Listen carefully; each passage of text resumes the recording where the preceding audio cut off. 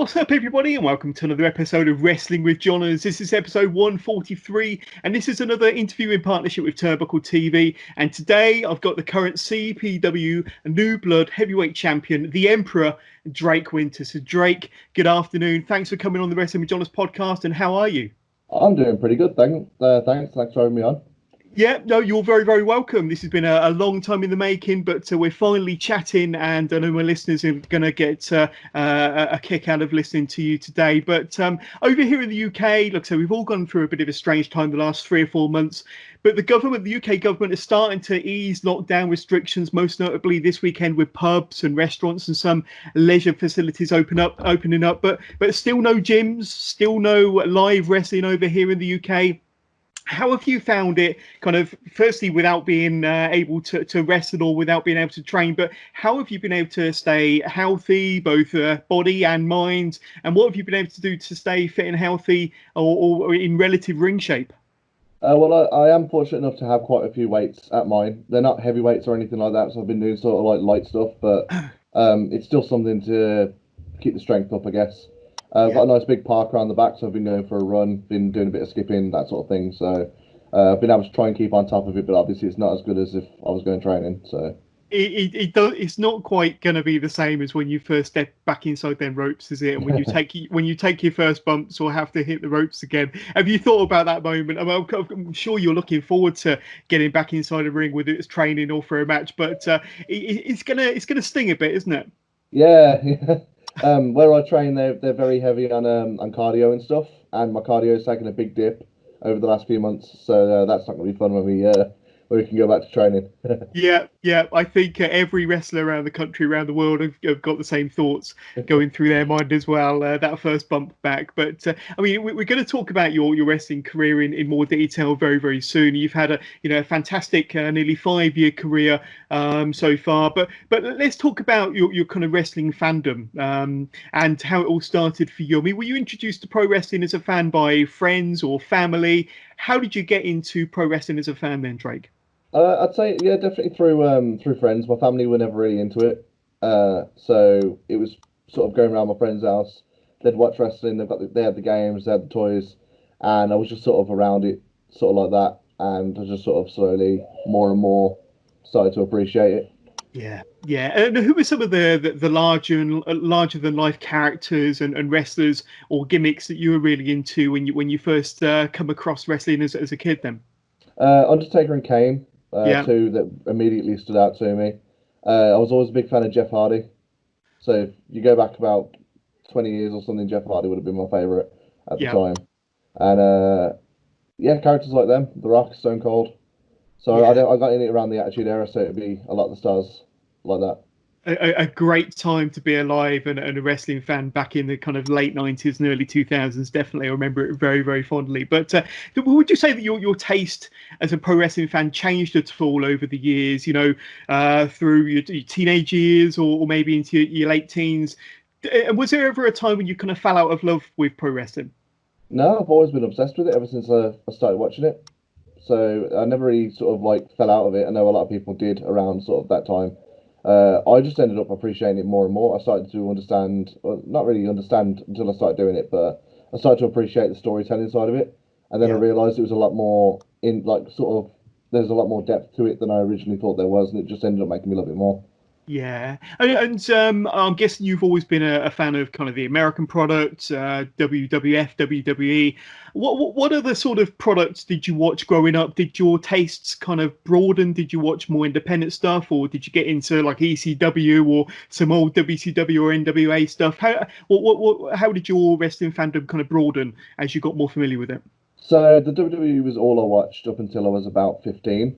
So it was around 2006. I was flicking through the channels and I found the old Fight channel.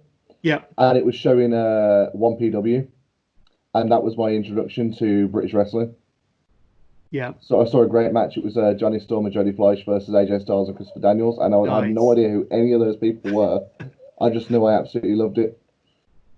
Yeah, absolutely captivating. And what was that pivotal moment during your wrestling fandom that made you think, I quite fancy giving this a go. I quite fancy trying it myself. Weirdly, and I can't tell you exactly what moment it was, but it was watching the 2004 Royal Rumble. There were a Right. lot of people in that match who aren't the larger than life stars that you would have seen in the 80s and the 90s. And that's when I kind of sat there and thought, I'm not that tall, but this is something I could probably do. Yeah. Yeah, and I mean, during my research, I think I heard or read somewhere that you started training when you were 23. Is that right? 22. Yeah. 22. So, I mean, as you've mentioned in other interviews, a lot of pro wrestlers start much sooner than that. Did Mm. you have any regrets about not starting your training, any sooner, maybe into your teens or late teens? 100%. Yeah, I always wonder where I'd be if I'd have started before, like the 2004 Royal Rumble, when I decided this is what I wanted to do, was when I was just before my 13th birthday.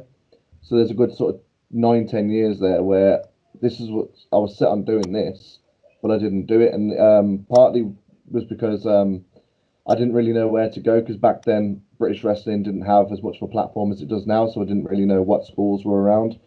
And even when I did find out, it was more self-confidence issues. I was always saying, "Oh yeah, I'll definitely do that when I've lost some weight, when I've got myself into better condition." And there was like an endless list of excuses for me to not do it. And then eventually I decided, you know what, if I don't do this now, I'm never going to do it. Yeah, yeah, absolutely. And during my research, I came across that you went to your career advisor at school and was adamant that you wanted to be a pro wrestler, and they kept kind of almost laughing it off or not taking you seriously. Tell us a bit about that story and how that came about. So towards the end of school, obviously everyone had to see the career advisor and go into detail on what they wanted to do. And she said to me, "What do you want to do when you leave school?" And I said, honestly, the only thing I want to do is to be a wrestler. And she was so concerned, she called my parents into the school to discuss it with me, and they were going on about how, it's very unlikely you're ever going to go to the WWE. You've got to go to America to make any money in it. Uh, you should just give up on it and just get a decent, like a regular job. And I understood the concern.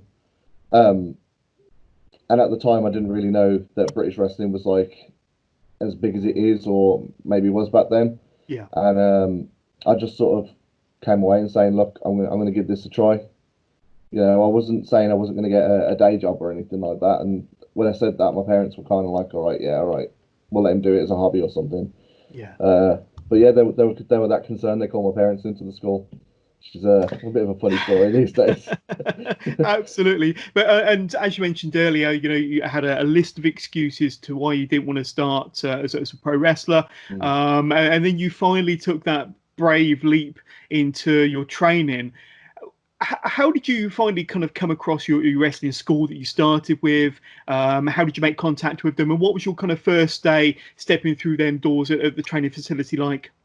So I discovered AWW, which is where I started training, because a friend of mine who had just started working with at a warehouse was also training there, and he'd heard that I wanted to be a wrestler. He was like, "You need to get in contact. You need to go to AWW. They're really good.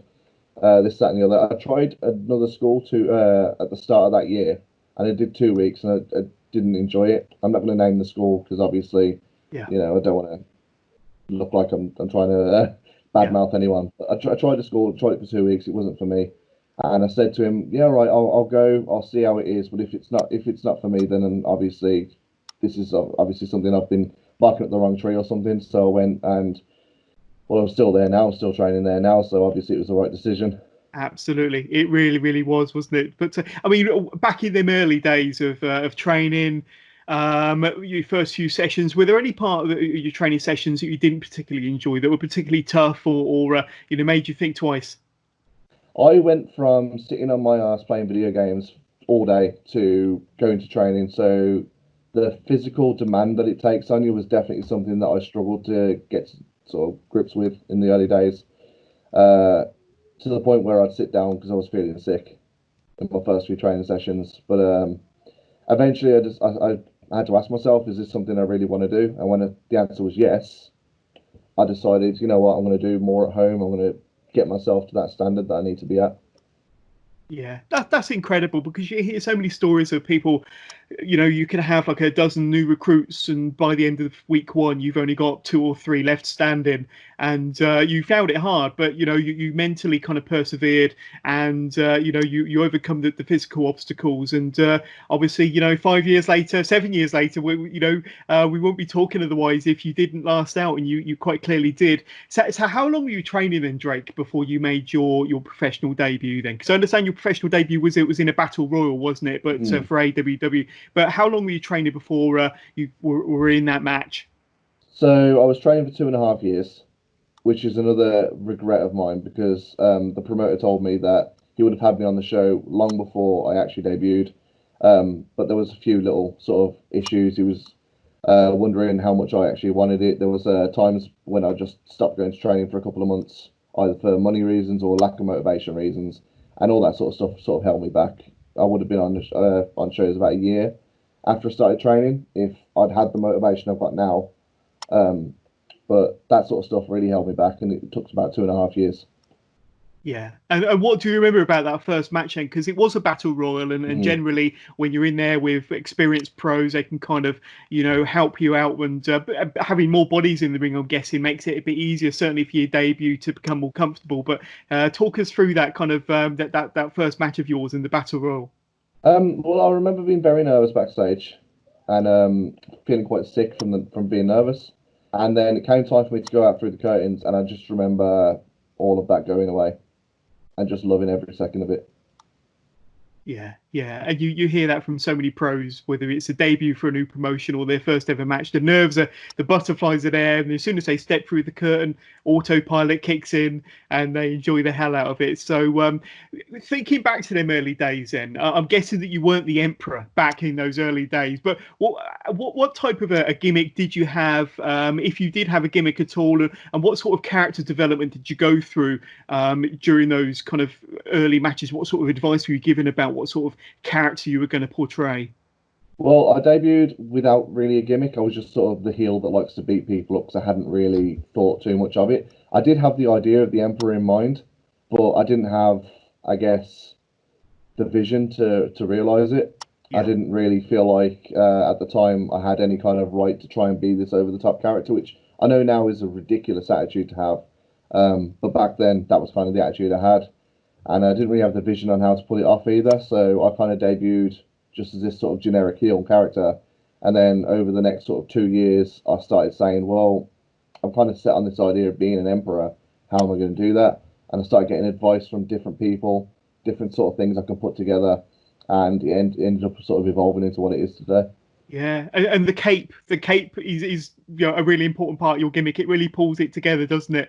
And yeah. I suppose once you got that cape, I suppose that was it. You're off to the races then. But I mean, it's fairly obvious your character, your gimmick is. It certainly appears to be based on the Game of Thrones. Are you a big Game of Thrones fan? And am I right in thinking that it is kind of based off of Game of Thrones and some of the characters they have in that famous TV show?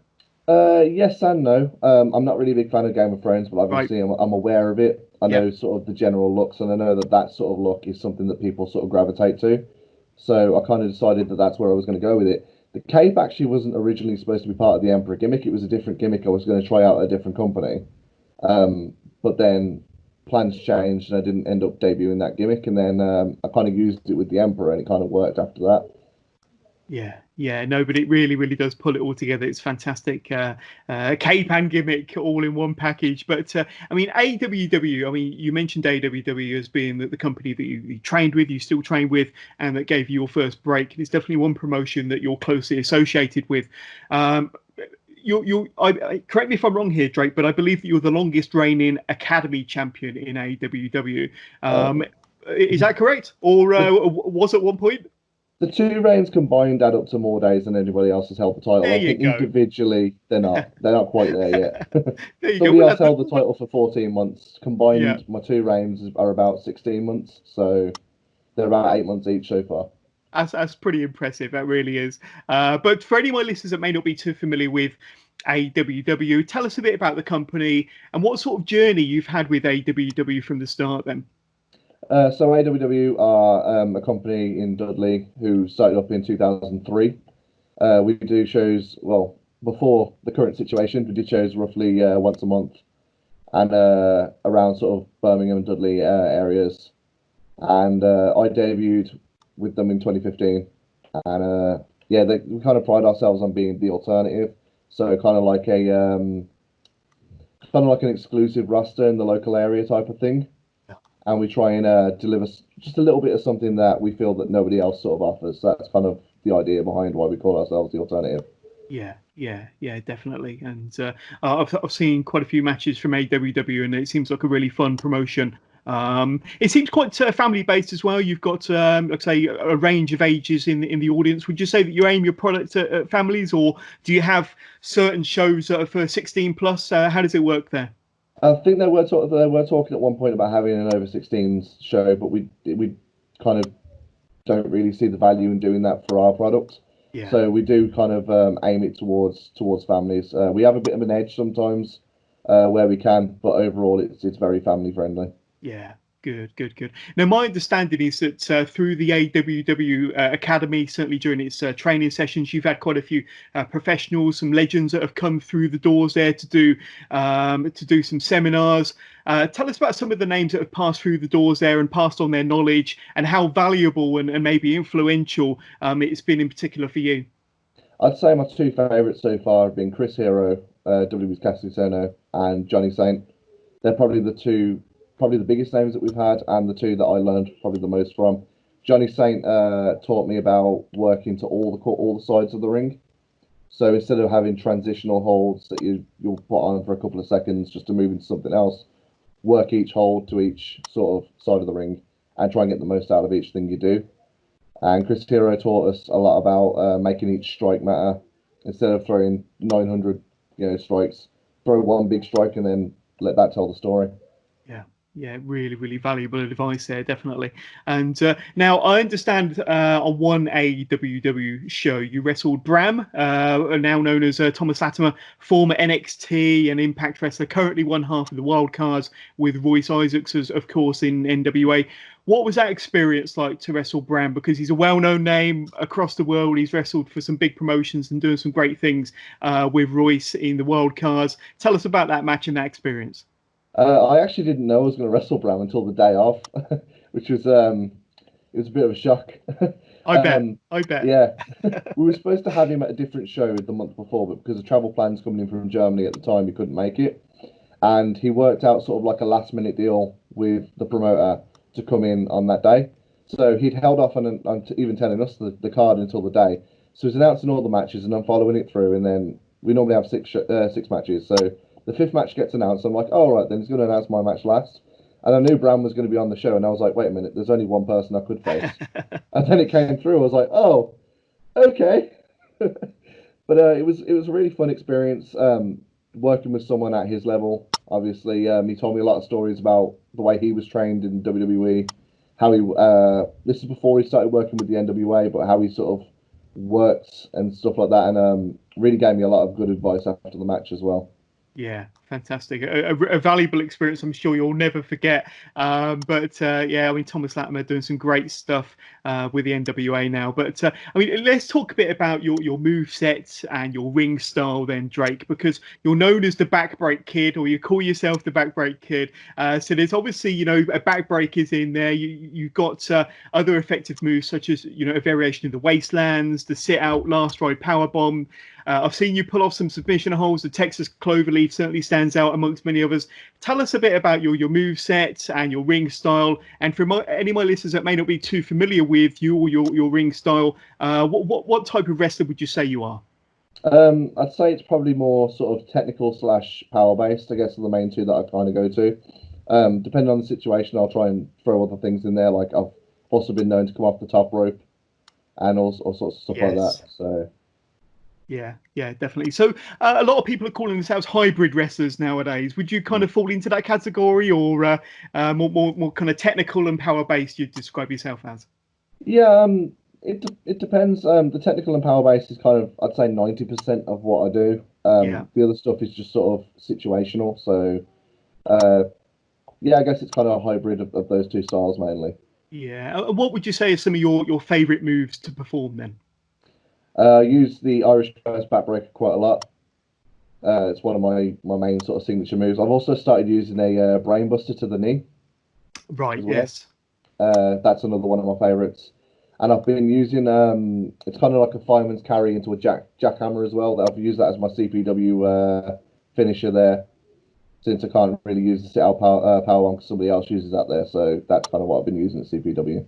Yeah, absolutely. We're going to talk more about CPW in a minute, but you can see a lot more of Drake. I know there's quite a bit of footage and matches of you on YouTube and, of course, on CPW On Demand and many other streaming services, so go and check him out. But before we talk about CPW, and I don't want to embarrass you here, but let's talk about a cameo appearance on a TV show called Naked Attraction then. So just to be clear, in case any of my listeners are worried, this isn't what many of my listeners might be thinking right now, but please explain your appearance, your cameo appearance on Naked Attraction, how it all came about then, Drake. Okay, so we've got a group on Facebook, a secret group for the roster of AWW, and the promoter put up in there, he said, everyone who's on shows, make sure you're training on this day. I can't tell you why, but there's going to be a film crew there. And we're like, all right, okay. So he's like, bring your gear. So we all brought our gear. And we get there, and they're explaining the concept. They're filming Naked Attraction because the woman on the show is a big wrestling fan. So they wanted to get footage of her watching wrestling matches. So we had to put our gear on, sign obviously the right paperwork, and they just said, right, you two get in the ring, talk to me and a guy called Mickey Rowley. And we had to do this match just on the fly. They filmed the match, they filmed her reaction, and it's just one. They edited it together, so it's like 15 seconds right at the start of the program. But it was still an interesting sort of situation to be in. I bet interested, yeah, is definitely the word. But hey, it's exposure, isn't it? You know, any publicity is good publicity. But no, that's really, really good, and it's a cool little segment to see wrestling in the background. But let's talk a bit more about CPW then, Coventry Pro Wrestling, of course. Now we've had quite a few wrestlers on this podcast that wrestle and have wrestled for CPW in the past, the likes of Kevin Isaacs, Lucia Lee, Chantel Jordan, of course. But how did you first get involved with CPW then, Drake? Okay, so I started talking to the guy who's kind of like just under the promoter. I started talking to him. He was asking me about my experience, and they were doing a fun day type thing, like an unofficial in a park type of thing for people to just come around and see the wrestling. And they said, yeah, come along, we'll give you a match. You can show us your fundamentals, see if you're decent in the ring. So I got in there, I had a match, and they were really impressed with all sorts of things, the way I was in the ring, my ability to just sort of like socialize with everyone there like I've been there years, and they decided to bring me back for another match. And what they didn't tell me is they put me in the ring with their head trainer, a guy called Will Starr. And I show up to the show and I say to him, right, can we go over what we're going to do in the match? He's like, nope. I'm like, right, okay, can we go over something? He goes, my finishing move is a diving elbow drop. Right, I'll see you out there. I was like, okay. So we had this match completely on the fly. I was absolutely nervous. Afterwards, he comes up to me. He's like, I'm really sorry. I was under strict orders not to plan anything with you. They wanted to see how you deal in that sort of situation. Because if you can thrive in a situation where you plan nothing and it's all just completely just as it is, then they know they can trust you. And it was on that day that I got offered a spot officially on the CPW roster.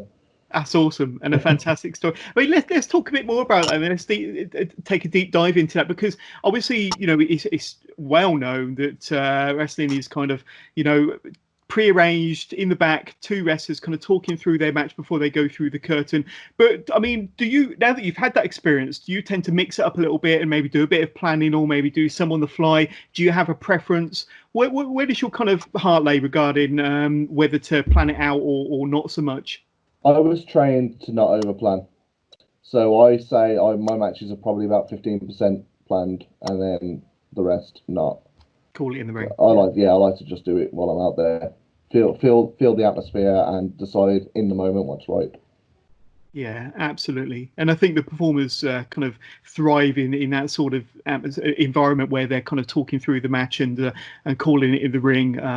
If they're planning it too thoroughly, then it can be either great or horrible, can't it? But I mean, let's talk a bit more about CPW then, because you're their, I believe, their former Galaxy champion.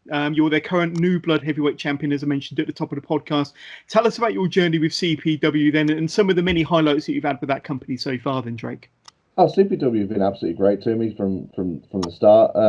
Every single time I go there, the promoter always sets aside time to talk to everyone after the show. He's always sort of very impressed with what I've got to offer, and I've had some of my absolute best matches there. Yeah. I've been involved in what they call a death row match, which is kind of the elimination chamber, but instead of being in a chamber, the four guys are sort of handcuffed to the corners of the ring. So Wow. that was a fun experience. So we've had some quite good matches in there. I've had a series of matches with a guy called Morris, who's absolutely really talented, and I've enjoyed every single match I've had with him as well. Yeah. I was going to talk to you about one match you've had in particular with Morris, and it was a CPW Underground match last July. It was a big kind of blow-off match. It was a big grudge match between the two of you. In what appeared to be a warehouse, or certainly it appeared to be. Well, am I right in thinking that? And tell us a bit more about that Underground match then. So it took place at a place called Dylan's Brewery. So it's a legitimate sort of brewery, and the ring's set up in the actual warehouse. There's like shelves upon shelves all around with kegs and all sorts of beer and stuff. And the crowd are literally sitting on like seats that are like shaped like beer barrels with like circular tables and stuff. And it's probably one of the most interesting experiences I've had in wrestling so far. Yeah, yeah, it certainly looked that way. But I mean, regarding kind of different styles of matches and gimmick matches, what's the kind of the weirdest or maybe the toughest gimmick match you've had? I mean, have you had any hardcore matches or any cage matches yet, Drake, or is that anything that does anything for you at all? I've always wanted to be in a ladder match and a cage match. They're the two that I want to do sort of next. In terms of weirdest, I have been in a hardcore match. It was at CPW, and it was one of their over 18 shows. They called it a Love Shack match, where the only weapons that are allowed to be used are, let's just say, adult oriented toys.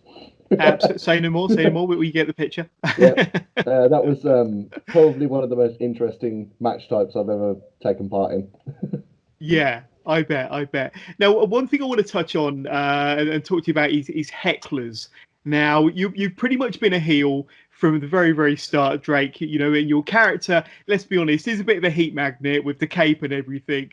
You always seem to attract the hecklers, don't you, during your entrances and your matches? Now, I'm sure it's all part and parcel of being a heel. But do you have any kind of ways of combating the hecklers or any witty remarks or comebacks for any of the hecklers? And you obviously enjoy it when the audience start getting on your back and the old folk kind of stand up with their canes and whatnot. But tell us a bit about some of those experiences. I think the best experience involved in anything like that was a match I had last year at AWW High Stakes. Um, so I'm beating up my opponent on the outside of the ring, and I'm beating him right by the barrier where his family are. His nan stands up, takes her shoe off, and just tries to start hitting me with his shoe. So obviously I couldn't just sort of walk away from that. I threw him back in the ring, went over to her and started taunting her. Come on then, come and get me. And that's probably my favourite experience of crowd involvement involved like to do with that. Yeah, yeah, absolutely. And I think if ever you turned babyface, you would miss all that attention, wouldn't you? I have been a face a couple of times. It's it's very different. It's something I've not got as much experience in doing, but Yeah, yeah, not so many heckles there, but it's always fun to see the bad guy getting heckled, and you definitely get your fair share. But let's talk about some of your fiercest opponents then, Drake. I mean, obviously, you know you've had rivalries with many wrestlers over the years, with the likes of Troy Jones. We mentioned Morris earlier. But tell us about some of the fiercest rivals. With I'm guessing Morris and Troy will probably feature on that list, but tell us about some of your other rivalries. so my first proper sort of intense rivalry was against Mickey Rowley. We had a big series of matches in AWW in sort of like mid to late 2016, and we actually became the first two AWW Academy graduates to compete in the main event of an AWW show for the main heavyweight title at our first show at the Cornbow Hall in 2016. So that's something I'm quite proud of as well. With Mickey, honestly, helped me get out of my shell, sort of thing. Like I was quite nervous, even sort of after my debut, and then that series of matches I had with Mickey made me go, all right, okay, so this is what wrestling on shows is. Cool. All right, then I'll learn a lot from that. So he was like the first big feud I had, and then after that I had a feud with the Judge in AWW as well. and it was just the match was just getting progressively and progressively better to the point where he was sort of very impressed towards the end. And again, that's some of my earliest work I'm the proudest of. Yeah, some really great rivalries you've had throughout the years, whether it be AWW or CPW or elsewhere. But I'd like to get kind of serious for a minute, if we can, and talk about the current state of UK wrestling. I mean, we're all aware of the Speaking Out campaign and the huge impact that that's had on the industry. It's also been, as I mentioned, 4 months since we've had any live wrestling over here in the UK. How different do you think that the British wrestling landscape will be when doors do finally open later on this year and into 2021? And will it be a better place, for talent to perform in? And can the UK scene get back to the heights it once had? I definitely think it's going to be a better place when doors reopen. At the end of the day, as bad as this situation is, it's getting rid of a lot of people who really thought that they were untouchable and doing some of these horrific things. So that can only be a good thing going forward. I definitely think there's enough talent left over for wrestling to get to the heights it once was at. So I'm not that worried about that sort of thing. But the Speaking Out movement is exactly what we needed. I personally wasn't aware of a lot of the things that was going on. It's opened my eyes to it. Yeah. So at the end of the day, that can only be a good thing. Yeah. Definitely. And I've asked this before in other interviews to promoters and wrestlers, but do you think there might be some casualties along the way in terms of wrestling promotions that may not be able to reopen their doors? Or do you think that that the British public and wrestling fans are so hungry to see wrestling again that they'll just come regardless? Yeah, I think honestly, I think that the majority of wrestling promotions will be okay. A lot of them are going to cater to sort of like the families and people who may not even be aware of the Speaking Out movement, I guess, who don't follow it that closely. Yeah. I think a lot of the people who are following it are going to see that the bad people are getting sort of exposed, and we're going to know who they are towards the end of it. And the people who haven't been involved in anything like that are obviously going to hopefully get rewarded for that with that continued support from the fans. Of course. Now, I believe that your first post-lockdown appearance has been announced for New Robin Wrestling, if I'm not mistaken. Yeah. Their House of Heroes show, which is set to take place in October, if I'm not mistaken. There's an all-star cast, all-star lineup, including the Knight family, yourself, of course, with donations going to various causes in support of those affected by COVID-19. So that's for sometime in October. Am I right in thinking that, Drake? What can you tell me about that show? Okay, so New Robin sort of do this House of Heroes show every few months. I've been quite lucky to have been a part of it for the last year. They're always sort of like a big event, kind of like an all-day kind of celebration of the charity that it's in support of, and it's always a really great experience. Obviously, it's going to be very relevant. If obviously October, they're kind of sure the show's going to go ahead, but obviously you don't know what's going to happen. Sure. But obviously everyone's going to be sort of looking to do what they can because obviously COVID-19 has affected everyone on the planet. So it's just going to be kind of like a celebration of wrestling being back and also helping people who are still feeling the effects of the virus. Definitely, yeah, definitely a show one to watch there, and like I say, it will be in support of many really good charities and good causes. But do you have any more shows announced between now and the end of the year, Drake? No, it's literally a case of a lot of people are waiting to see what happens because there's talk of a second wave. There's talk of maybe things are dying down. So we honestly don't know. So a lot of the companies that I work for are kind of waiting to see what's going to happen before they start putting plans in place. Yeah, just stay tuned to social media and Drake's social media pages to find out more, I'm sure. But now, in my opinion, 2018 and certainly 2019 were your breakout years, in my opinion, for you as a performer. But what's next for Drake Wynter then? More CPW gold, maybe a WWE tryout. Where do you see the Emperor in the next few years? I'm going to keep doing what I'm doing. I'm gonna sort of grab the business as hard as I can and just do whatever I can. I'm gonna try and work more than I ever have. I'm gonna basically try and put on the best matches I've ever had. If a WWE tryout comes my way, then I'm definitely not going to say no to it. Absolutely.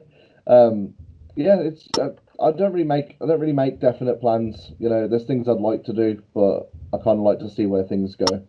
Yeah, just keep working hard, and I'm sure you're going to have a very, very successful future if the last 5 years is anything to go by. But Drake Wynter, thank you very much for being on the Wrestling with Johners podcast. But before we let you go, it's an opportunity for you to plug any social media, any Twitter, Instagram, Facebook channels you might have, or any merchandise you have as well. So for the next minute or two, the floor is yours for you to plug away.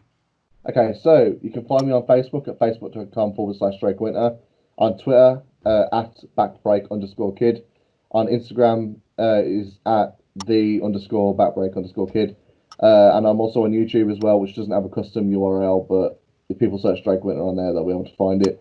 I have got merch available at a website called Spreadshirt as well, which would obviously help me out a lot with shows not running.